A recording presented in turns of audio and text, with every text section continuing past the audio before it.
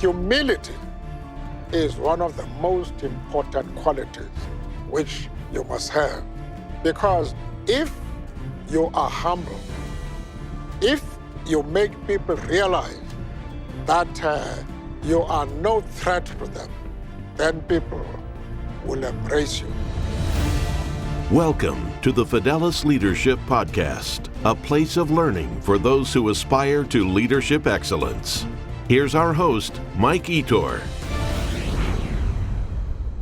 Doug Strickel is an experienced business executive and leadership coach and trainer. He focuses on speaking to groups, teaching seminars, or leading developmental sessions for leadership teams in various environments, with emphasis on workplace cultural development, leadership development, team building, strategy development, and execution focus. Doug has over 30 years of experience leading others, building teams, managing businesses, and developing operational strategies. And I'm just grateful that he's agreed to come on the podcast today to share his vast leadership expertise and insights. Doug, welcome to the Fidelis Leadership Podcast.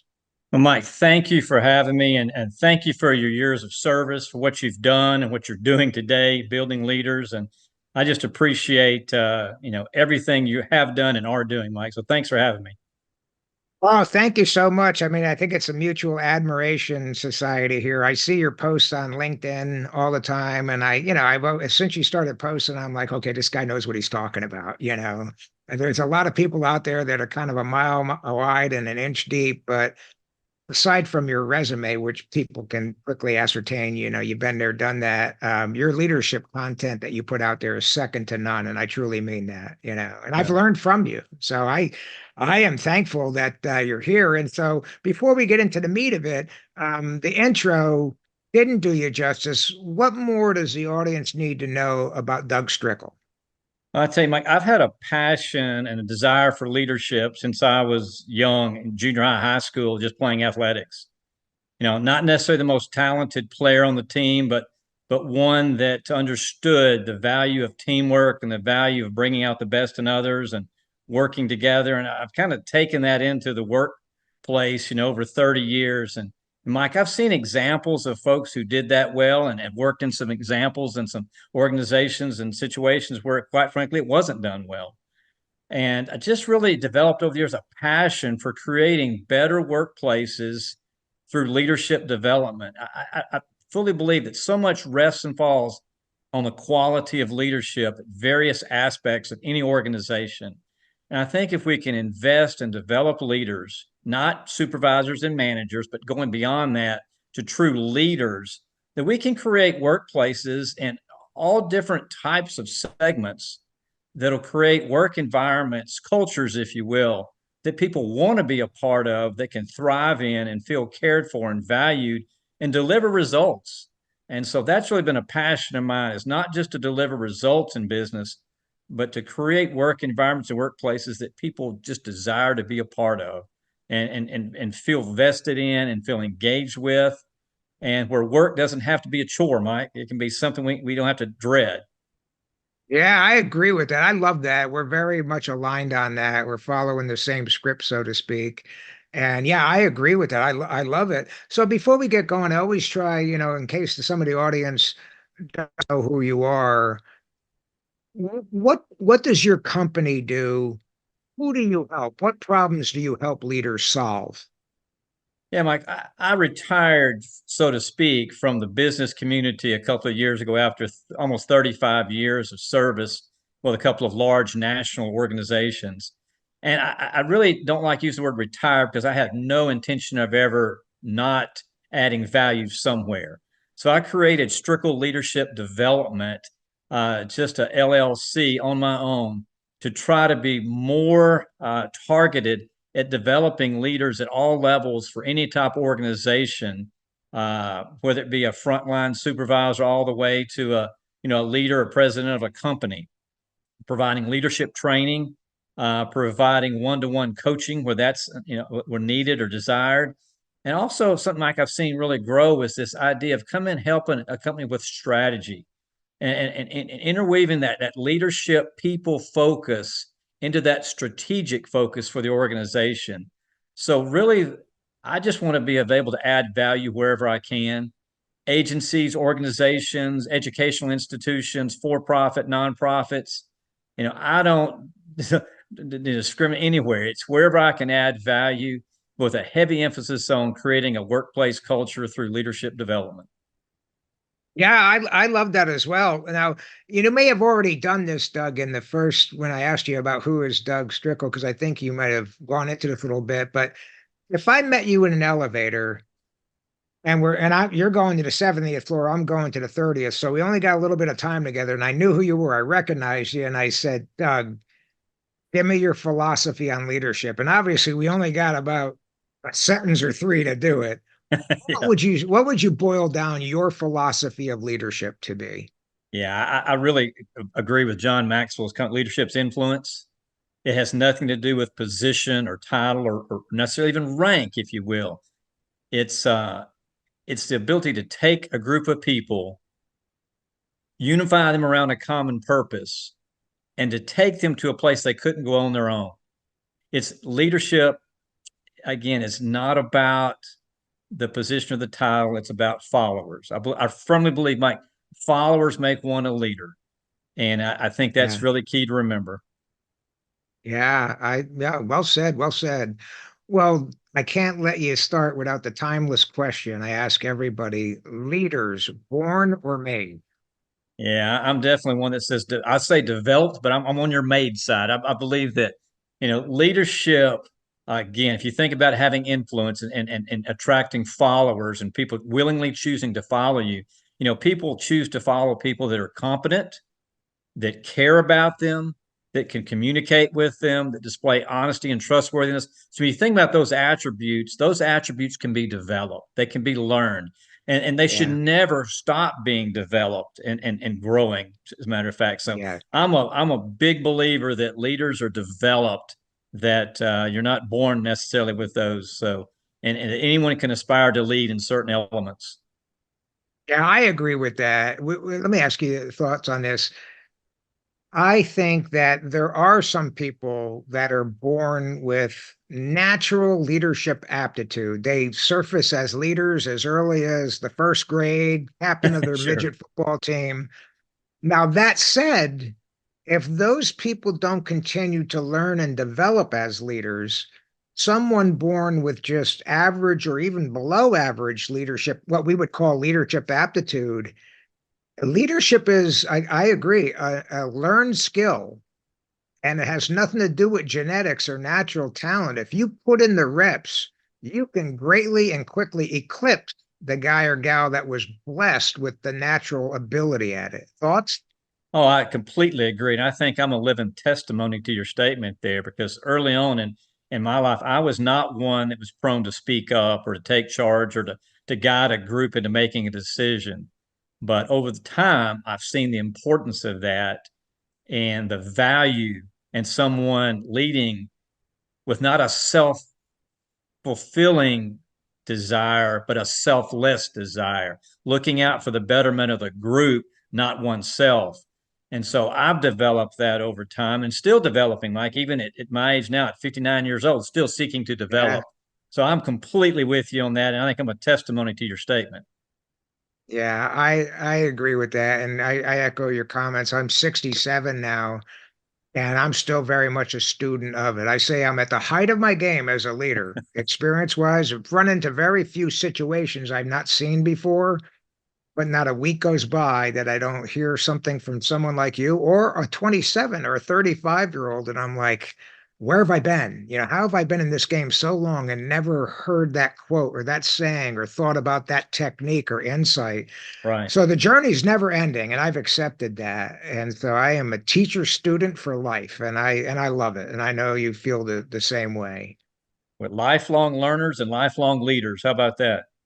There's no doubt about that. And I think the very best leaders embrace that philosophy very early on. Very, very, the people that in any profession, I think that get good, they get, praise, acclamation, rewards, notoriety, and the good sense, fame. The people that allow themselves to believe they've arrived and they don't have to do much more, they usually fall from grace at some point in a rather unglamorous fashion. That's been my experience, Yeah, and So, like there's such a misconception, with leadership because if you pose that question to the general public, to anyone, they automatically would think about okay, position or title, or they go right. to who's the loudest, most outspoken, who's the center of attention, who's got the biggest opinion, who's the Yep. strongest advocate for something. And really, if we just stop and really think about, we're talking about influence and bringing and uniting people together, Yeah. it's going to be the person that often asks the most questions and listens to Yeah. to what's going on and listens to people's thoughts and then gathers those thoughts together and can put it in a cohesive unifying way to bring and unite people. It's again not Yeah. always the loudest person, but sometimes it's the person that asks the most insightful questions, quite frankly. Yeah. I agree with that. I'll throw in these anecdotes. As you know, when there's the president of the United States, he's all fresh in our mind, and whether he's your guy or not, he gets judged very quickly on inflation rate and all of that. Right. And what I've learned from reading about people is the jury's not out on the president for about 30 or 40 years, because that's when some of his long-term policies and decisions and all that, it's like, he was raked over the coals for that when he did it. But over the long term, it was a very wise decision that has now set us up to yield this benefit. Or in some cases, it was a boneheaded decision, and now here we are 30 years later suffering for it. So we're very much aligned with that. We have a four-star general in charge of the Marine Corps. And where I learned this lesson that we're talking about is I participated in the Gulf War in Saudi Arabia and Kuwait in 1991. And we had, the Marine Corps had some vehicles that were the envy of everybody over there. They're called light armored vehicles. They were wheeled vehicles that were perfect for that environment. What I didn't know was the four-star general, his name was Barrow, General Barrow. His tenure was from like 1978 to 82. But he and his crew, they were the ones that had the foresight to get the development and acquisition of that weapon system in process. Because, the government with the military nothing happens overnight.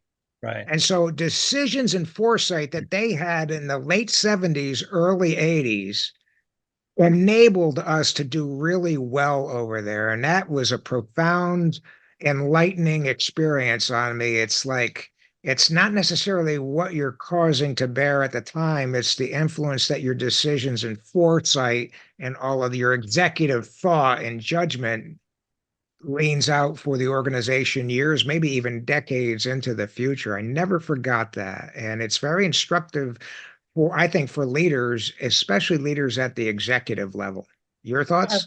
Yeah, I think it's a great comment because so much of our society, whether it's the stock market or the way we analyze business, is such finite focused. We're looking at quarterly results or monthly results, and quite frankly, businesses weren't put in place to survive a quarter.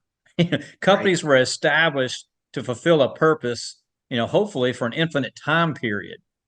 Yeah. And so much is, whether we're talking about evaluating a president or we're looking at a company's performance, we need to be looking much more long term to evaluate and having more of an infinite mindset, if you will, looking beyond. And leaders look ahead. They have a clear vision, but that vision is not based on one quarter. And they don't necessarily, they want to have flexibility, in how they achieve that purpose or that desired better outcome.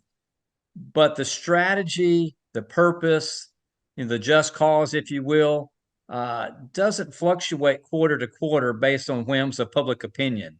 And sometimes a leader's got to be strong in the side of when things aren't popular necessarily to stay on course. But that's part of leadership. Oh, I agree with that. Well, we've already discussed a little bit of the meat of this question, but I want to ask it. So I am big on the term world class. And I believe, to my earlier comments, not only is leadership a learned skill, I think if someone's willing to put in the reps and study and just keep practicing in our great leadership laboratory that I call it, I think you can not only become a very good leader, I think you can become a world-class leader, like among the best ever. I don't think you necessarily need to be in a world-class organization. I think you can be leading the mailroom in a large company or a small company, and both of them could be either crackerjack companies or they could be dysfunctional. But you still have the ability as the shipping foreman, the mailroom guy, the VP of marketing, that despite whatever else is going around you, you can provide world-class leadership in a 360-degree manner. Any thoughts? Yeah, I think, and you allude to this in your book on trust-based leadership. I use the term identity, and I think you used the phrase in there that I thought was just excellent. I mean, it's page 24 or so of your book where he says, it's not what you do, it's who you are. And I Oh think yeah, leadership is not just something that you yeah, do. I think it's who you become. And I think when right. that becomes your identity, regardless of the assignment you have, you're looking for ways to influence people, impact results, and to make a difference. You're looking to elevate whatever situation you're in to a higher level of elevation. And so that's when I think of world class. It can be done at any level, like you said there. It's when it becomes our identity. And when it's who you are, it's not just something you think about, occasionally. It's inbred in that. That's who you become. Yeah. It's who you are. And like you said it very well in your book, but I'm big on identity. And I think leadership and being a leader is your identity when you really become, as you said, to that highest level, world class type level. Yeah, I agree with that. Well, listen, Doug, you've got such experience out there, personal experience, and then observing others and all of that. I think our listeners and viewers would love to hear your thoughts on the common traits and habits of, based on your observation of really good, effective leaders. And then on the flip side of that coin, are there any common traits and habits that most of the least effective leaders, the bad leaders, the poor leaders have? There's good. And so I know I've got an opinion on this, but I'd like to see what you can do. Most of the very best possess certain traits, and most of the very worst or ineffective or marginal also possess some characteristics. Your thoughts? Yeah, I think when I think of leaders who are effective, I think of leaders who have a vision for a better tomorrow, a better future. They have a clear purpose, what they're trying to achieve, and they take that purpose and communicate it in a very simple, clear manner so that the entire organization, agency, team, whatever the group may be, can understand and join with them in pursuing that purpose together. I think leaders who have that, they're competent in their role, they care about their people, they value their people. It might not, they value them not just for what they do, but for who they are and what they think. And they Yeah. communicate at a high level. They're open, honest, and trustworthy with their folks. Those competencies are just part of who they are. It's part of their identity, as I alluded to earlier. But when leaders and leaders like that are not self-focused, rather they are servant-focused. They're looking out to not only achieve the mission, but to achieve the mission with the organization, with the people in mind. And they're never sacrificing people for personal results. They're not climbing a ladder. You know, they're basically they're investing in others all along the way. Leaders are developing other leaders. Uh, and I think people are attracted to that, Mike. I think when a leader has that approach, I think it attracts people. I think it retains people. I think it engages people to deliver superior results over a period of time. And it doesn't guarantee results every quarter, but over a prolonged period of time, I think that culture led by that type individual or individuals, if you will be more successful and more sustainable over a long period. As opposed to the opposite of that, when you said, if we were to contrast that, a self-focused person seeking to promote self, to looking for that next opportunity, not considering people, lacking empathy. That's a big part of the workplace today, just lacking empathy for others, uh, putting goals and ambitions irrespective of people. And that's one of the reasons, Mike, I wrote a book when I first left the business place called People Are the Plan, a leadership approach to winning with people. And that book is about including people at the heart of your business strategy. Yeah, it's a leadership book, it's an engagement book, it's about building culture, but it's all aimed at including that as part of your business strategy. People have to be a part of that.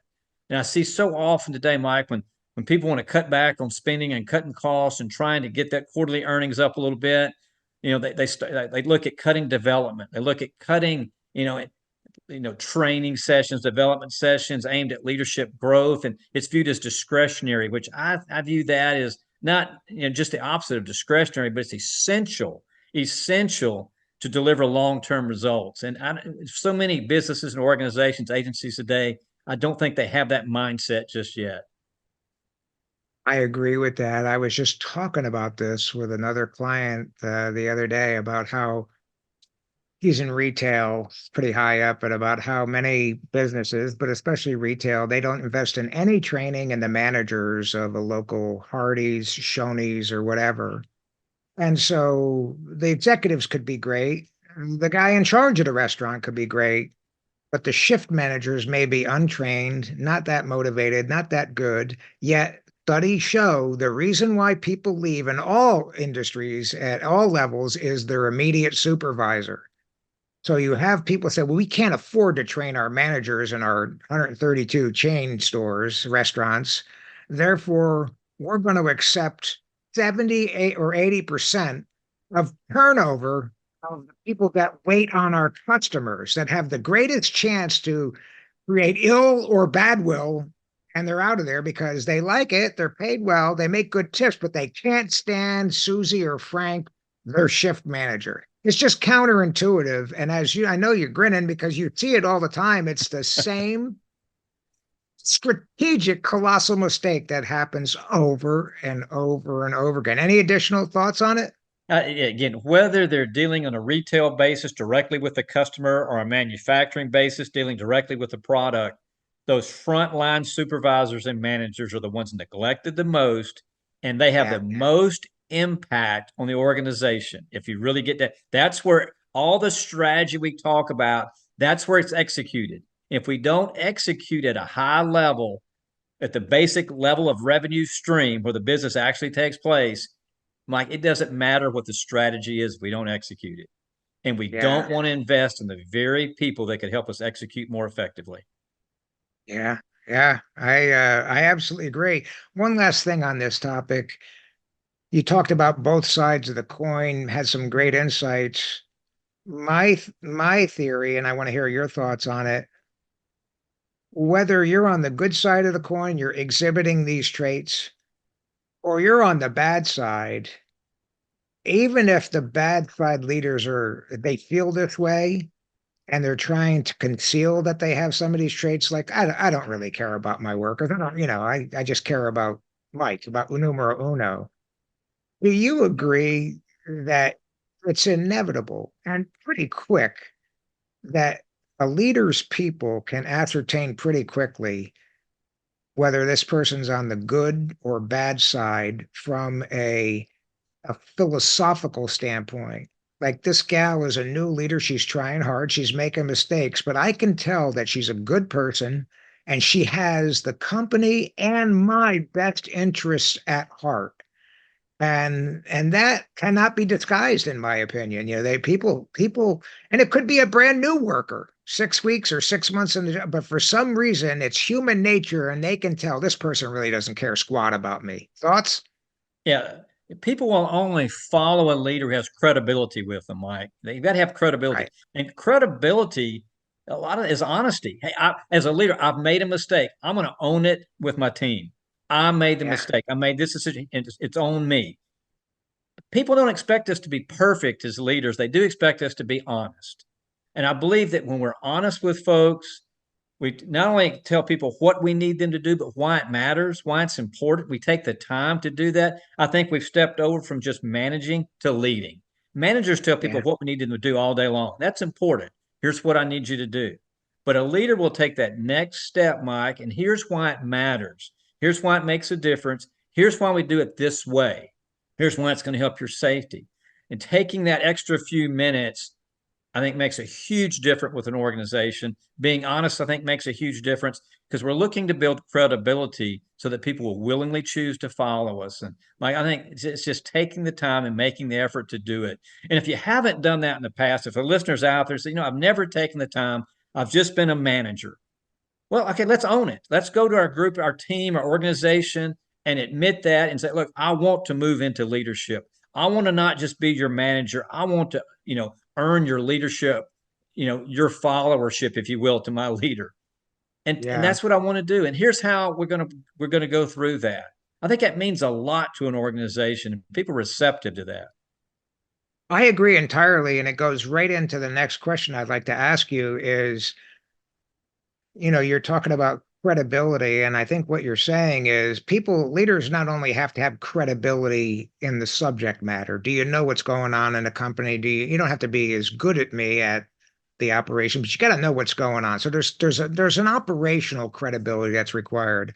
The first credibility that's absolutely is a must is credibility as a human being.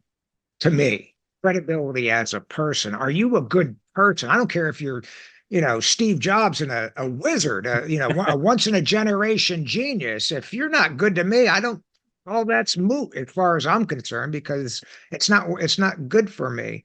So I think you're agreeing with that. The word that you haven't said, but I know you're implying, is the concept of trust.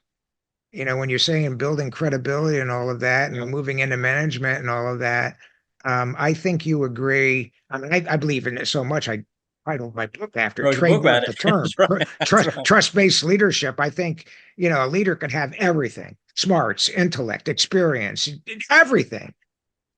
But if he doesn't trust, and he has not earned the trust, I'd say mediocre results at best.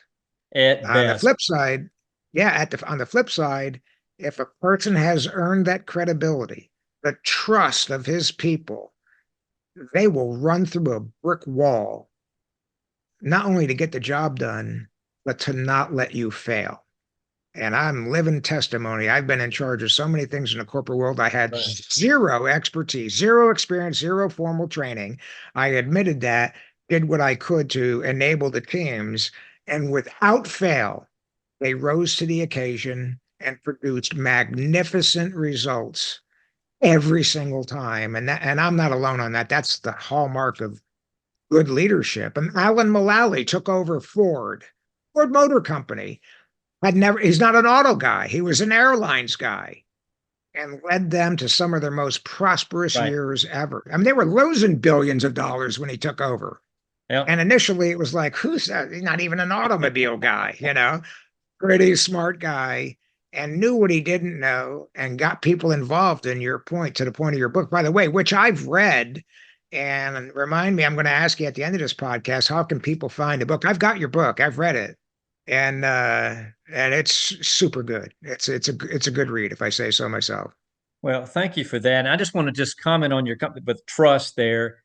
Trust in the workplace is more than just telling the truth to folks. That's honesty, and that's an essential, right? But trust is giving your folks access to information that would help them understand more about the organization, some of the decisions being made, to the point that you can share it. It's about asking for their input. It's about listening to their opinions, asking questions of them, listening to those responses. It's about displaying true and genuine care and value for your people. That's how you build trust with your prospective followers. It's going beyond just an occasional interaction, but it's really investing time with them. Again, giving them access to, and I mentioned in the book, taking them from a renter mentality in the workplace to an ownership culture, one where they feel like they're truly valued and cared for, and they're a part of the organization, not just someone there to punch in, clock out, and just do a task. It's much more than a task. It's achieving a purpose. And that's when you really build trust. Yeah, I absolutely agree with that. I'm going to switch tracks a little bit here. I know it's one dear to your heart, though. I think, well, let me back end first, bottom line up front. I think the earlier professional who aspires to leadership excellence can get some role models, mentors, and coaches, the better off they'll be, the earlier they will reach and maximize their potential and all that. I also know, Doug, for me personally, I deal with mostly senior executives, and I'm a seasoned guy at the height of my game. So, it's not cheap. My services are not cheap. And unless a company pays for it, most of the youngsters in their 20s and early 30s, they're just starting families, marriages, new mortgage, student loans, and all that. They can't afford me. So I think a lot of them say, oh, that executive coaching, that leadership development, company won't pay for it. I can't afford it. I'll do that later when I become a leader, which is the absolute, I use it like, no, the time to vaccinate your child against measles and all this other stuff is when they're young before they get these diseases. Right. Not saying, well, they usually get measles when they're 10, so we'll hit them up when he's 9 years old. Wrong answer, Right. And so I tell leaders, take the vaccination early on. And there's various ways to do that for no cost or low cost. And I want to get your thoughts on the importance of especially younger leaders. And I'm defining younger leaders, 20s, 30s, maybe even early 40s. They're not executives yet. They may never be executives yet. You don't have to, I'm not aspiring leadership excellence with necessarily having to have a C in front of your title, a C-level title. Right. Everybody deserves a great leader, even if it's 4 or 5 levels down the chain of command and all that. So what's your thoughts on the importance of early adoption and integration of the concept of role models, mentors, coaches? I think it's essential, Mike. And I think there's various levels to get started. I mean, on a very basic level, young people read books, listen to podcasts, engage with discussions. Those are fairly inexpensive ways to just pour positive leadership ideas and concepts into your life on a regular basis. You've got to expose yourself to something you haven't seen before. We can't ask our people to be something they haven't seen. So we have to help them see it. Especially with frontline supervisors, young leaders like you're talking about, we can't expect them to be something they haven't seen. And so easy, just, read, podcast, listen, engage. But beyond that, I think it's on the agencies, corporations, institutions, teams that we're talking about here to build real, true, effective development plans with interacting with another human being. I don't think there's anything better than that. Some are, more costly than others, but organizations, if they want to retain people, attract people, develop people to reach their potential, this is a huge opportunity. We invest so much in communication systems or manufacturing systems to produce better products, better quality, enhanced systems, grow sales, but we're missing a huge asset opportunity is our people. We have to start seeing people as an asset to drive better workplaces and better results, and not just, just another factor in the workforce we have to deal with. And so I would encourage companies, to put that as an emphasis on what they're doing, but for individuals not to wait on somebody to do it for them. Seek out a mentor, seek out a coach, seek out someone in your life that maybe just is 2 or 3 years further along, and just talk about it. Just having conversations with peers, I think, is helpful. Having conversations with a boss or superior, helpful as well. But it's something we've got to commit to. I wish I would have had someone that's speaking into my life at an earlier age, to be honest with you, because I was seeking it out and just wasn't finding many open doors. But I found a lot of good stuff to read and learned a lot of stuff the hard way, Mike. Well, I agree, and I'm happy to say that while you had the typical experience, you weren't presented with a lot of it or any of it maybe in your youth. I was just the opposite. I was in the Marine Corps and I was immersed in it. I had my first formal leadership training when I was 18 years old. I was in charge of people when I was 18 years old. And then it just increased on that. And so leadership training and development are valued by the military in general and the Marine Corps heavily. And so I want to get your thoughts on this. Everybody these days is looking for the killer app. If we can develop the killer app or this we're going to be good. And I just say this, let me get your thoughts, Doug. No matter what industry you're in, telephones, shoes, making electronics, chips, medicine, or whatever, your peers, your top flight peers, everyone's pretty much got the same products. It's quality products, not all that much different innovation, Right. They compete on price. They invest the same amount of money in their plant, their physical plant, facilities and the equipment and all that. Same R&D, same advertising budget, but where almost none of them invest is in leadership development. So what I tell companies, you're not going to really, unless you are Steve Jobs, you're probably not going to out innovate your peers all that much. You're probably not going to out advertise them because that's expensive. But if you invest in an area where none of your peers are investing, I guarantee you things are going to get better quickly and for the long term. And those things are productivity, retention of key employees, morale, culture, and all of that. And companies that have listened to that, you could see him perk up. He's got a point. Chances of us doing some earth-shaking stuff that the industry is everyone's going to come to us instead of competitors A, B, C, and D are nil, zero. But if we can get our leaders better, because frankly, we're not holding on to people as much as we can, and we do think that we could get people more involved, it always works out. In fact, I make a bold statement when I talk to them. I almost beg them to do it. I said, listen, if you'll do this and listen to me and get on board and embrace this, 2 years later, if you can honestly look at me in the eye and say, Mike, we've achieved no benefit from this, I'll give you your money back. And halfway through the training, they're like, not only are we not giving you money back, this is way better than we even thought because our people are loving it. So right now, even our leaders are energized. We can't wait to see what happens when people get exposed to better leaders. So that's no testament to how good I am. It's low-hanging fruit, so to speak. Any thoughts on this? Yeah, well, it's truth for one thing, and truth is truth, right? But the concept of connecting, I think, is something that's been lost. The ability to connect with our employees, the ability to connect with a customer, the ability to connect with a potential investor.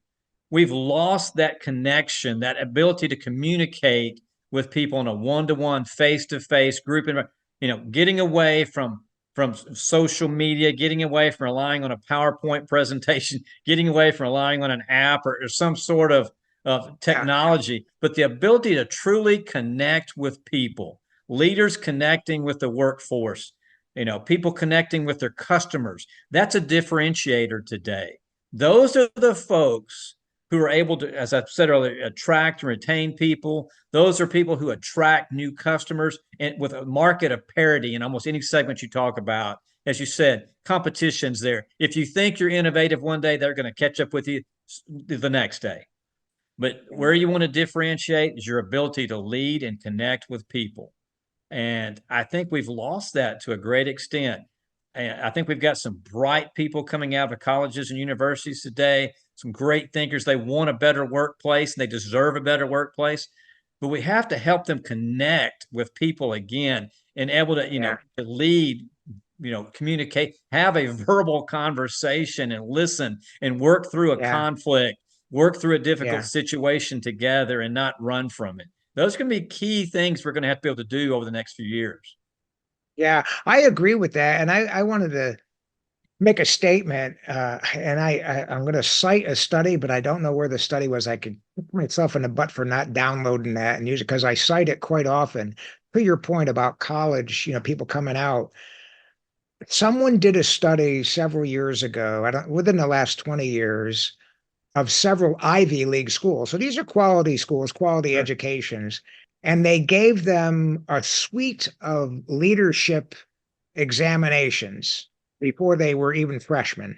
So they're graduating high school seniors. They've admitted to Harvard, Yale, and all of that, and they've agreed to take the study. And the colleges were, participating.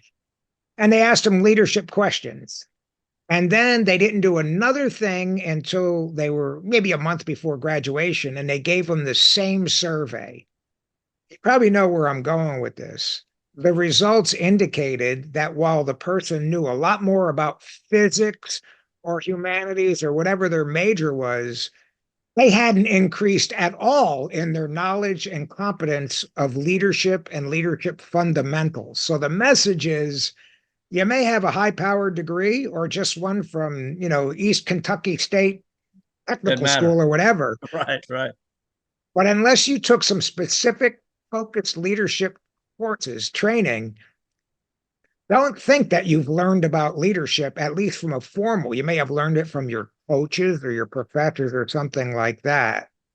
So I want to get your thoughts on it. What do you think about that? The thought about, Oh, I've seen it firsthand. It's a glaring opportunity for us. I do see young people very skilled technically, very aware of their whatever their chosen field is. But I see basic leadership competencies, communication skills, and the ability to connect with others severely lacking. And you can tell those, Mike, who have been through some sort of athletic background because they've kind of picked it up over there, or maybe they've done yeah, some ROTC work, or they've done something with the military that they've got picked yeah, up some of it there. But if they haven't been exposed to that or haven't been in an environment outside the educational institution to pick up right. on it, it's a severely lacking, and we can sure see it in the workplace, no doubt about it. Yeah. Well, again, for the leaders that are out there, again, I'm obviously pro-military, 24 years on active duty, still a Marine till the day I die and all of that. And I was hired by K-Force to start a leadership development program. And I know you're aware, I don't know if some of our listeners, especially the younger ones, realize that there is a huge market out there with General Electric and some large companies. Home Depot's one of them, that they actually hire a lot of veterans. Mm-hmm. And the theory being, and I've seen it work, all else being equal, a 27-year-old who has done 3, 5, 6 years in the military, any branch of service, comes out into a company and now is joining his 27, 28-year-old high school, college classmates who haven't been exposed to that kind of structure and training and accountability and responsibility, all else being equal, and the pure civilians, so to speak, the non-military people in the company, great people, great character, smart, they're doing their best, they're good people, but all else being equal, the veteran who's actually been in leadership roles and has had formal training, there's no comparison when both of those people, the vet and the non-vet, get appointed to their first managerial leadership roles, because the other person, one person's already seen it and done it, and the other person is doing it, and unfortunately, without any training at all in almost every case. Any thoughts? No, I obviously agree with what you're saying there, and I've seen it play out time and again. I'd rather have someone with the leadership skills come into a role with maybe no background in industry at all. They can learn Yeah, that industry, competency level fairly quickly in most cases if they're a, active learner, as opposed to someone who may have some industry skills and knowledge with no background in leading others. Because we're yeah, not asking people to take leadership roles and be individual contributors. We're not asking them to go out there and do the specific task. We're asking right. them to get a group of people together, align, and work together and resolve conflict and work through problems and solve issues and overcome, obstacles, things that leaders help teams do. And I've Yes. seen it play out time and again. And those are just essential skills that I wish we had more education on, more hands-on Yeah. training of before they enter the workforce. It would make a huge difference. Yeah, I agree with that. And I want to clarify something, because invariably, listening to this or when I write this, people always push back and say, well, Mike, I got to tell you, I mean, I have a physics degree, or I am a biologist and I do this. And I don't care how good that person is, veteran or not. If he doesn't know what I know, he can't do my job. And I say, hold on. If you're a physicist, a biologist, a chemist, let's say chemist, and you're involved in a company where you're actually doing things and you're making petroleum-based lubricants, and you're at a laboratory doing R&D and testing, I am not saying that a motivated veteran or anybody with leadership skills can come in and do your job. I'm not saying that. What I am saying is that he or she, without those engineering and chemistry skills that you have, someone could absolutely lead a department full of physicists and chemists better than the chemist who's been promoted. That the knowledge of chemistry and physics in this example, in this anecdote, it's not a requirement really for leading. It's a nice to have. And to your point, you throw in the skilled leader and organizer, and he or she can lead that team often better than the untrained physicist or chemist, because now they're no longer dealing with chemistry equations, they're dealing with the grand equation of human nature. Now you're dealing with 10, 12, 20 chemists and physicists. And as you know, those can be tough customers to lead. Well, no doubt. Yes, because they're all smart. And unfortunately, some of them think they're smarter than anybody, you know. Any thoughts? So my point is, you can be a motivated high school graduate, not even a college graduate, but let's say college graduate with no prior expertise in the petroleum-based chemistry industry, lubricants. I'm using this because I worked with a company like this. Right. And they saw the light. And at some point, all of their frontline leaders had 0 degrees college education experience in the technical aspects that the chemists and the petroleum engineers were doing.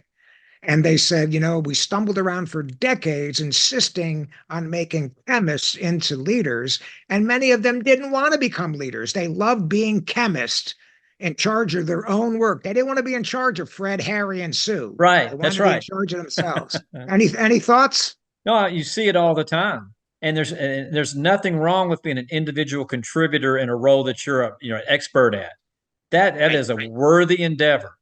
But to take on a leadership role where you're actually responsible for other people, and you move away from that detail work that maybe in some cases they love so much. Leadership is a different entity altogether. It is not in the details, but it's organizing everyone in the details. It's not about, being in charge of folks. I think Simon Sinek says it's about, taking care of those in your charge. It's about aligning. It's about resolving issues, keeping the team working together, keeping them working on the same purpose, going after the same cause. It's all about helping everyone in the organization be better. That's a unique skill set that just quite frankly, some individual contributors, not that they can't get it, but they don't seek it. They don't want it. It gets away from what they're experts at. And that's perfectly fine. Yes, I agree with that. Well, I wanted to ask you this, Doug. You've done well, and I know you retired from industry, so to speak, but you were very successful, got into some senior roles and things like that. If you, at the age of 57, I believe you said, could go back and talk to the 27-year-old Doug Strickel, who I don't know, maybe at that point you didn't aspire to be a leader, but you became a leader. What would you tell? Let's just say that 27-year-old Doug Strickel did aspire to reach the level that you eventually did. What advice and insights would you give the 27-year-old that would have enabled him to focus more on the things that counted, with the benefit of hindsight that you now have? Yeah, I'd say just right off that, take more risk. Don't be comfortable with the status quo. Don't play it safe. Don't seek comfort. Don't seek the safety of the position, but take more risk, be more assertive, challenge things more, be willing to, again, not accept just at the average safe play. And I think I did that for far too long. And if I could go back and do it again, I'd take more risk, be more assertive, and challenge things much quicker, not just for better results, but to improve things for folks around me. Yeah. Yeah, well said. Boy, if I could put something into my 25-year-old thick skull Mike Itour, I would have been a lot better. Yeah. I wouldn't have had some of these bumps and scars that I have right now. Talk about running into some punches that I didn't need to absorb, and such is life. And that's what I tell people is, look, I don't You're not paying me to teach you how to do things right. You're paying me so I can relate all the things I screwed up and deserve to get fired for. Because if you don't learn these things, you're probably going to do them too, you Well, know? that's what, a lot of And things I share today, Mike, is because mistakes I've made, regrets I oh, yeah, have. It's not because I'm absolutely. smarter than anyone. I've just been through it before. And Yeah. when you live with regrets, you want to make changes. Yeah, there's no doubt about that. No doubt. Well, Doug, we're just about out of time, but I can't let you out of here without asking the classic question I ask of everybody. If you were able to bring back one leader from the past and spend a day with that leader, who would you choose and why? Well, Mike, I'd go back over 2,000 years ago, and if I could spend a little time with Jesus Christ walking the earth. Mm. And whether you're Yeah, a Bible reader, Christian follower, I'm just the influence that Jesus had on this earth. You think that 2,000 years later, we're still yeah, reading things written about him. We're still quoting things he said. We're still trying, many of us trying and striving to live a life that he laid out. yeah. Master communicator, master connector with people. Uh, I could say other, but I can't top that one, Mike. I can't top it. No, that's a worthy selection, and frankly, others have made that selection, and it's tough to beat, as far as, like you said, leader, influence, humility, all of that. So I never thought about this before, but if we were grading him as a leader, I would say he checks about every box. I think so. So something to shoot for all of us. But listen, Doug, I mentioned your book. I think people are going to want to. Where can they find your book? Where can they find you? How can people contact you? Yeah, the book is People Are the Plan, a leadership approach to winning with people. And it's on Amazon, Barnes and Noble, Books a Million, wherever you get books online, it's out there. And take a look. It's a short read, roughly 150 pages. Mike, trust me, if I wrote it, it's easy to read it. But yeah, so I am on LinkedIn. If probably 2 or 3 times a week posting on LinkedIn. I've got a website, dougstrickel.com, where people can also find contact information for me, whether it's a speaking engagement, leadership training, one-to-one coaching, just wherever I can add value. Yeah, thank you for that. And I want to, again, to the listeners, Doug pointed out, first of all, the book is good. I've read it. I've recommended it to clients. I've cherry picked things and stole them from you. And given you credit, because I'm like, man, read this. Sometimes I take a picture, an iPhone picture of a page, a comment in and then I send it out to my tribe, I call them, and say, here's the book, listen to this. Let's talk about this. And so I've used your thoughts and insights as fodder for discussions during some of my weekly trainings with clients. But to your point about LinkedIn, for those out there listening or watching this that haven't realized this yet, LinkedIn, in my belief, I'm going to let you opine on this, Doug, has turned into it's morphed from a website that was solely focused on helping people connect and get jobs. It is a legit social media platform now that contains a treasure trove of leadership and management content and knowledge and insights from world-class people. I mean, there are world-class people posting there almost on a daily basis. So even me at my advanced age, I'll bet you I spend at least an hour a day reading your post and others on LinkedIn. And I could spend 5 hours a day easily. There's fascinating content.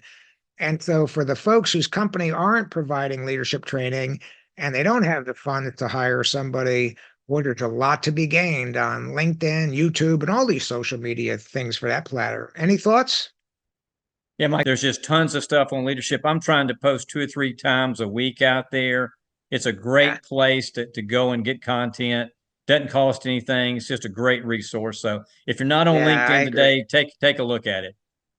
Yeah, I agree. And for what it's worth, I post probably 2 or 3 times a day. And so I'm trying to convince people I may not be the smartest, but I'm pretty consistent. I'm persistent at least. Right. So anyway, Doug, listen, thank you so much for your insights. This is going to be well received by the audience. And And I would just humbly ask that you consider coming back and doing another session someday. Hey, all you have to do is tell me when. It's an honor and privilege to speak with you. And thank you so much for the opportunity today, and wish you the best, Mike, and your endeavors. And I'll keep following you and keep reading your books. All right. Thank you, Doug. Have a great day. Hey, thank you. We hope you've enjoyed this podcast. Please subscribe, rate, review, and recommend to your friends. Please visit our website at fidelisleadership.com and sign up for our leadership newsletter. Until next time, remember the words of the ancient Greek philosopher Pericles. What you leave behind is not what is engraved in stone monuments, but is woven in the lives of others.